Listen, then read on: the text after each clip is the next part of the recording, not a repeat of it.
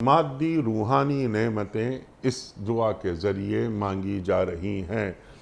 یہ نکاح کو مادی نعمت ہم سمجھیں گے یا روحانی نعمت؟ سبحان اللہ۔ ایک جی بجا اس کے بعد سلسلہ نبوت کا طور وہ بھی آ رہا ہے، 7 برس کی نوکری بھی آ رہی ہے۔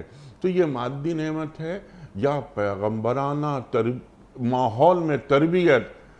مادی نعمتوں کا حصول بھی ہو رہا ہے، گھر ٹھکانہ مل گیا، نکاح ہوا، اللہ اکبر، اور ایک پیغمبر کی صحبت حاصل ہوئی۔ جی نکاح ہو سکتا ہے عام کسی انسان کے لیے ایک محض انسٹنکٹ، ایک فطری خواہش کو پورا کرنے کا ذریعہ ہو سکتا ہے، مگر ایک امتی کے لیے محمد مصطفیٰ علیہ السلام فرماتے ہر نبی کی سنت ہے نکاح، اور آپ فرماتے النکاح من سنتی، نکاح میری سنت ہے، اور آپ فرماتے ہیں کہ بندے کے ایمان کی تکمیل نکاح کے ذریعے ہوتی۔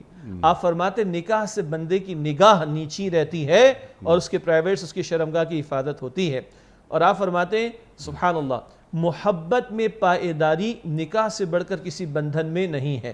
جب اتنی باتیں میرے اور آپ کے رسول علیہ السلام نے بیان فرما دیں تو محض یہ میرے ایک اینیمل انسٹنکٹ یا فطری خواہش کو ہی فقط پورا کرنے کا ذریعہ نہیں ہے، یہ میری حیا اور میرے ایمان کی حفاظت کا ذریعہ ہے۔ تو ظاہر کے اعتبار سے وہ فطری خواہش کو پورا کیا جا رہا ہے، مگر جب میں رب کے حکم کے تحت پورا کرتا ہوں، نبی علیہ السلام کی تعلیم کے تحت پورا کرتا ہوں، تو یہ مادی یا دنیاوی مسئلہ نہیں رہتا، یہ میری روحانی ضرورت اور رب کی نعمت بن جاتی ہے میرے لیے روحانی اعتبار سے۔ سبحان اللہ، سبحان اللہ۔